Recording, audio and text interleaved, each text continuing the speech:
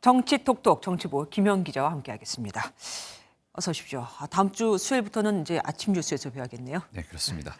국민의힘 전당대회부터 살펴보겠습니다. 전당대회인데 정책 얘기가 나오는 게 아니라 갑자기 땅 투기 의혹 얘기가 나왔습니다. 이거 뭡니까? 네, 그렇습니다. 김기현 후보가 지난 1998년 땅을 샀는데 KTX 울산역으로 가는 도로가 이 땅을 지나가게 되면서 값이 크게 올랐다는 건데요. 황교안 후보에 이어 안철수 후보가 연일 의혹을 제기하고 있습니다.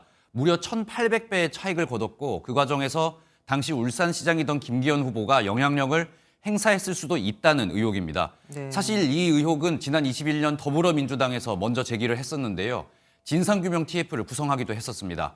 당시 민주당은 3.3제곱미터, 그러니까 평당 1,000원 정도에 샀던 땅값이 치솟아 김기현 후보가 640억 원의 차익을 얻었다고 주장하기도 했습니다. 그러면 김 후보는 뭐라고 얘기합니까? 일단 김 후보 측은 추정한 땅값부터가 터무니없다 이렇게 설명을 하고 있습니다. 김 후보 측은 21년 기준 공식 지가가 1,120원에서 2,050원에 불과하고 부동산 시장에서의 추정 가격도 평당 3만 원 내외라며 객관적 증거 없이 1,800배 차익을 주장하는 건 명백한 허위사실 유포라고 설명을 했습니다.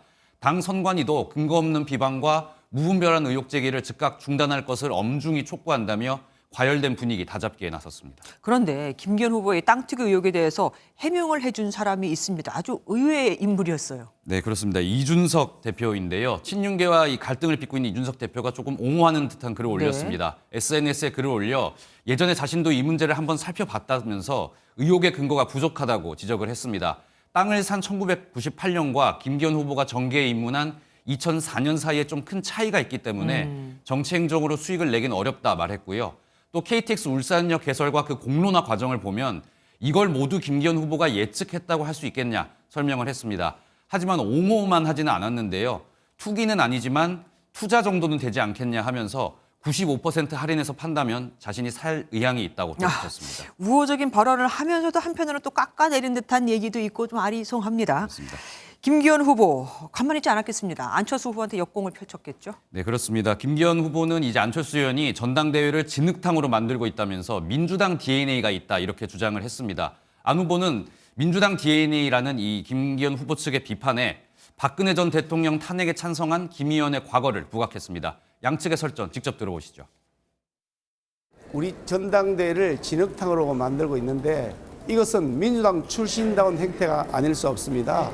즉각 중단하고 공개 사과할 것을 요구하며 박근혜 대통령 탄핵에 대해서 찬성하신 분이 저는 김기현 대표로 알고 있습니다. 그런 분이 또 그런 말씀하신다는 거는 저는 말이 안 된다고 생각합니다. 네, 본경선 첫 주 일정이 이제 마무리가 된 가운데 당권 주자 간 선명성 경쟁이 더욱 가열될 것으로 예상되고 있습니다. 이렇게 여당의 전당대회 분위기가 과열되고 고조되는 건 좋습니다만 이새 국회에서는 야당 주도로 처리 과정을 밟고 있는 법안들이 있습니다. 근데 대통령이 여기에 대해서 거부권 행사까지 고려하고 있다면서요. 네, 그렇습니다. 대표적인 법안이 양곡관리법과 간호법 그리고 노란봉투법입니다. 양곡관리법은 오는 24일 본회의 표결만 앞두고 있고요.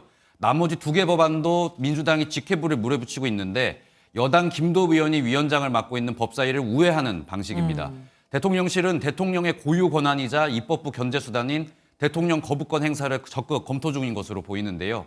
대통령실 관계자는 민생 법안이 하나의 정치 세력이나 정당에 의해 여야 합의 없이 일방 처리된다면 많은 국민이 실망할 것이라면서 진행 중인 사안에 대해 말하는 건 조금 이르지만 국회 절차가 완료가 되면 이 상황에 따라 살펴보겠다고 설명했습니다. 그러니까 양쪽이 잘 좀 협의를 해서 갖고 와라 뭐 이런 뜻 같네요. 그렇습니다. 예, 지금까지 정치톡톡 김현 기자와 함께했습니다. 안녕하세요, 김주하입니다. 공정하고 신속한 MBN 뉴스 유튜브를 통해서도 만나보실 수 있습니다. 특히 더 많은 뉴스와 라이브를 보고 싶으시다면 오른쪽을 눌러서 구독하시면 됩니다. 어렵지 않죠? 빠르고 정확한 뉴스로 계속 찾아뵙겠습니다. MBN 뉴스를 시청해 주신 여러분 고맙습니다.